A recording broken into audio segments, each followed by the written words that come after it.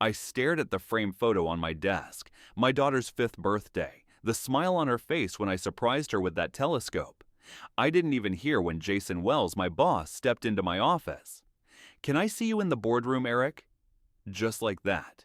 No warmth, no warning. "I'm Eric Dalton, 44, senior engineering lead at Magnus Tech, New Jersey." Or, I was. 18 years. I helped build this company from a crammed warehouse into a $600 million tech firm. I mentored over 50 engineers, built patent-worthy systems, and led every innovation team from scratch. But that day, Jason didn't even sit down. "We're restructuring," he said, casually flipping through papers. "We can hire 3 junior engineers for what you cost us yearly. It's not personal, Eric, just cost-cutting." He smirked. I didn't flinch. "I understand. Thank you for the opportunity." I cleared my desk, shook hands, and walked out. But inside, I was screaming. I sat in my car, staring at the rearview mirror. "Too expensive," he said, like I was a broken machine, like loyalty had no value. I called my wife, Elena, told her I was coming home early. I didn't tell her why. She was silent for a few seconds before whispering, "You gave them everything, and they gave me nothing back." That night, as I watched my son sleeping, something snapped inside me. I didn't cry. I didn't rage. I planned. Because Jason Wells didn't just fire me. He underestimated me. Let them hire their juniors. I trained the best minds in the business. I built the foundation they're now trying to save money on. But what Jason didn't know was I had copies of designs, prototypes, and client briefs, not stolen, just backed up. Old habits, and he forgot about her. Emma Lee, our new intern, quiet, brilliant, underappreciated, and fiercely loyal to me. The next morning, I texted her. "Coffee?" Her reply. "Tell me where and when." That was the beginning of something Jason Wells would never see coming, something personal, something slow, something that would break him where it hurt the most, his empire.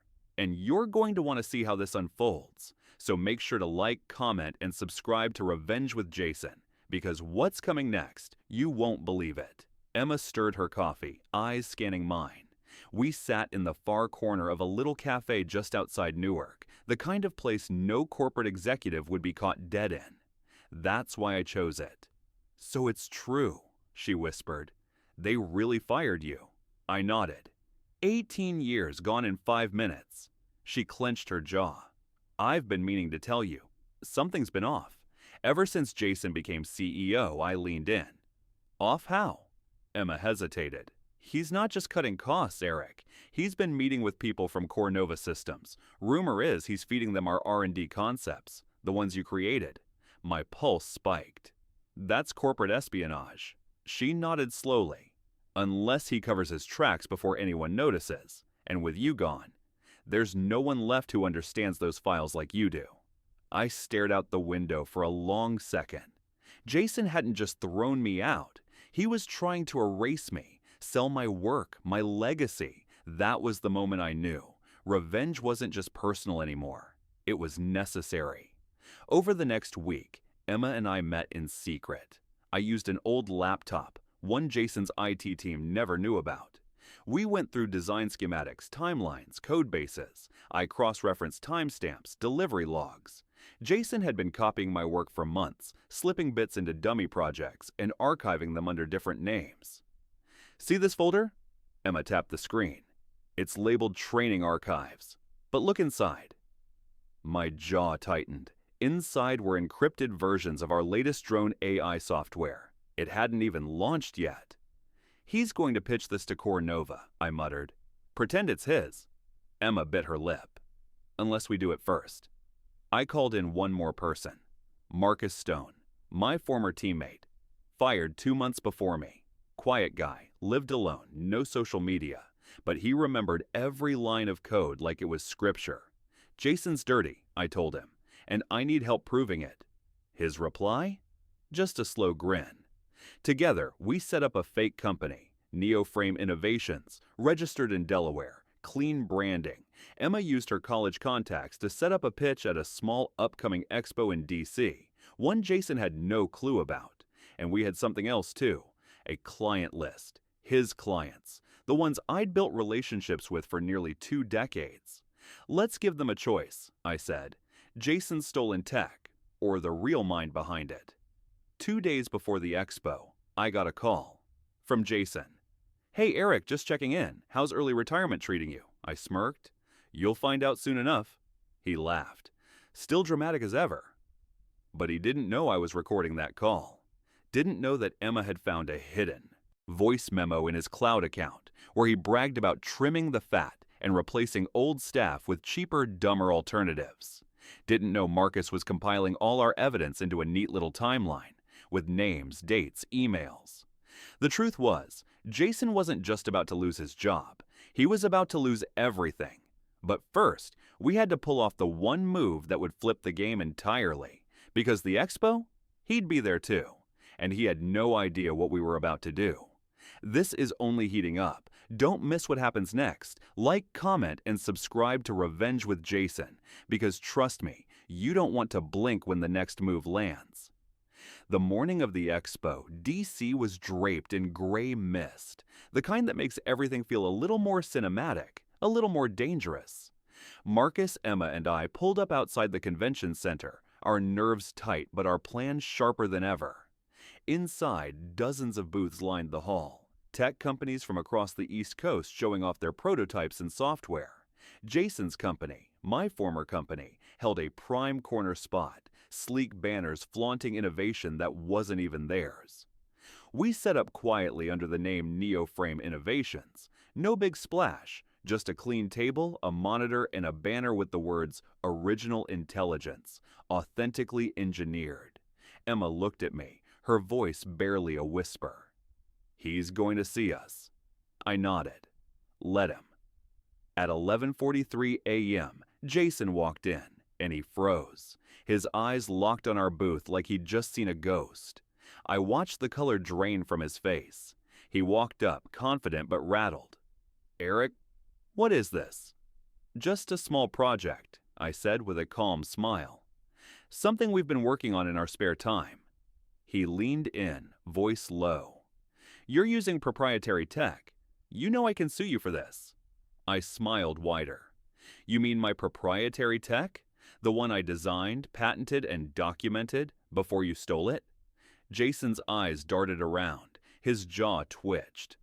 "I don't know what game you think you're playing." "No game," Marcus cut in. "Just showing off what real engineering looks like." Jason stormed off, pulling out his phone. But we weren't worried, because by the time he'd call his lawyers, the investors had already started gathering around us. One by one, familiar faces, clients I'd worked with for years, stopped by. They saw our demos, heard our pitch, and most importantly, saw through Jason's smoke and mirrors. By 3 p.m., word was spreading like wildfire. NeoFrame was the real deal.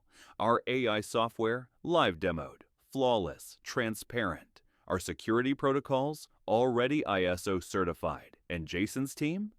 Nervously scrambling at their booth, trying to answer questions they didn't have the right people to explain. Then came the knockout. Emma uploaded the recorded call, the one where Jason mocked his engineers, admitted to gutting the team, called clients gullible. We played it on loop at our booth. People stopped mid-walk. Some gasped. Some just shook their heads. One former client turned around immediately and walked to us with an open hand.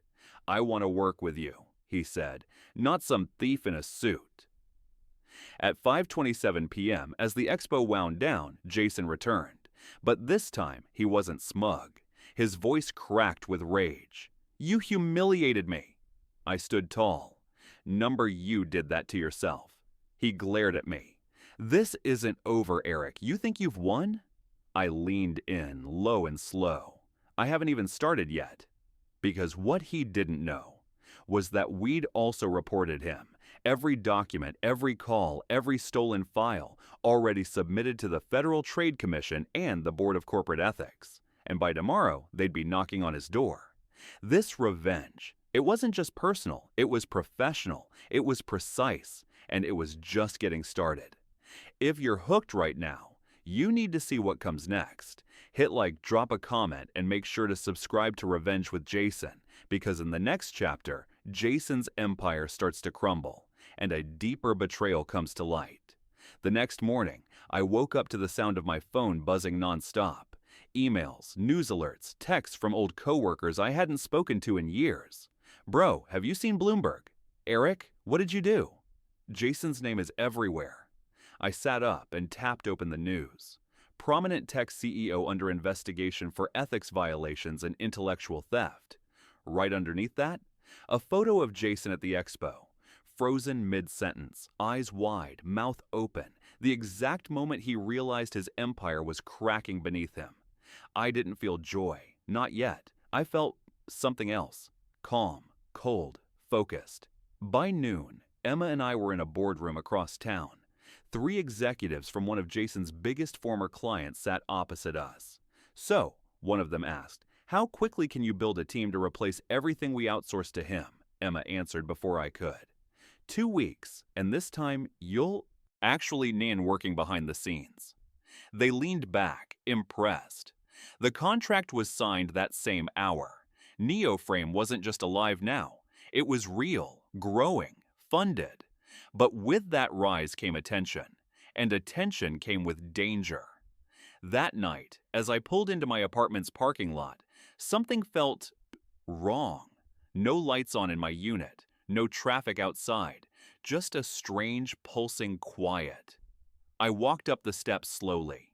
My door was slightly ajar. My heart slammed against my chest. I reached for my phone but hesitated. Stepping inside carefully, I scanned the living room. Couch cushions overturned, drawers open, my laptop missing. They'd been here. No doubt in my mind, Jason had sent someone, a warning, or a threat. Maybe both. I called Emma. Her voice was tight. "They hit my place too. Took my hard drives, but I've got backups." Marcus texted seconds later. "Same. We're being watched. We need to meet. Tomorrow. Somewhere off the grid." The next day, we drove 3 hours north past the city limits into a cabin Marcus's uncle owned. Wooded, quiet, safe, or so we thought. We were deep in discussion, planning next moves, when Emma looked out the window and whispered, guys?" 2 black SUVs parked at the base of the driveway. No movement, no sound, just presence. Jason wasn't done. He'd lost the public battle, but now he was playing dirty. I felt it in my bones. This wasn't business anymore. It was war. And right when I thought I had control of everything, something happened that I never saw coming. Emma's phone buzzed. She went pale, almost ghost-like. I asked, "What is it?" She turned the screen toward us. A photo. Me. Her. Marcus. Sitting inside this very cabin. The message below it. "We see everything. Let's talk. Before things get worse." Jason had eyes on us. Maybe even someone inside Neoframe. And just like that, this wasn't just about revenge anymore. This was about survival. You're not going to believe what happens next. Jason crosses a line no one expected, and someone from our side might not be who they say they are. Hit like, drop your theory in the comments, and make sure to subscribe to Revenge with Jason. You don't want to miss the final chapter of this story. We didn't sleep that night. Marcus rewired every device we had. Emma scrubbed our systems. I stayed up replaying the message over and over in my head. Who took that photo? How close were they? We had to act fast before Jason made his final move, but he beat us to it. 2 days later, we got an emergency call from our biggest client, the one who had dropped Jason. "We're out, terminating the contract. Don't call us again." Click, no explanation, just silence. Then, an hour later, an anonymous video leaked online. Security cam footage from 5 years ago. Me and Marcus arguing outside our old company lab. It was edited to look like we'd stolen Jason's research back then. Fake timestamps, twisted words. The narrative was clear. Eric was a fraud. Neoframe was built on stolen work. The press ate it up. Jason had just burned our name to the ground, again, but this time, globally. I wanted to scream. Emma sat beside me, shaking her head. He's going to bury us alive. No, I said quietly. He's going to try. Marcus looked up from his laptop, a strange grin on his face. He made a mistake, a huge one. What? He turned the screen toward me. Jason's legal team had left a trace. While trying to bury us with the old footage, they'd accidentally exposed metadata, linking the source to an internal database only accessible by 3 people at Jason's company. One of them? Chloe Simmons-Au, who's Jason's new VP. Also, my ex, a person he'd trusted blindly, until now. I called Chloe from an unlisted number. She answered with one word. Finally. That's when she dropped the bomb. I've been waiting for you to call, she said. I've got something you're going to want to see.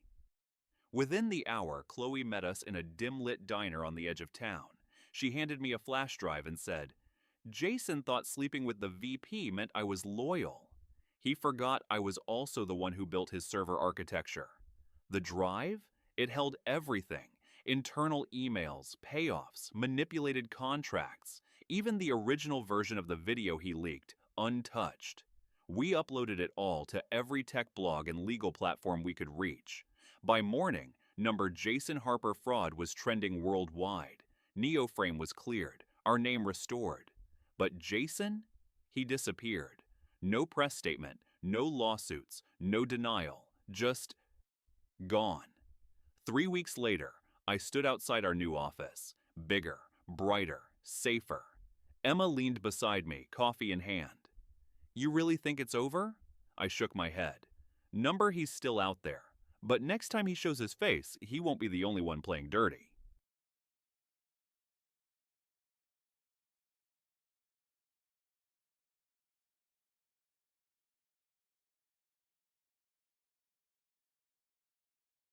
Short. And next time, we'll be ready.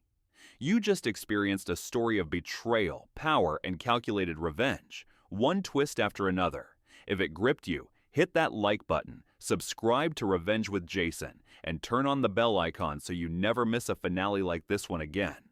Now tell me, should Chloe return in the next story, or has Jason still got one last card to play? Drop your thoughts in the comments.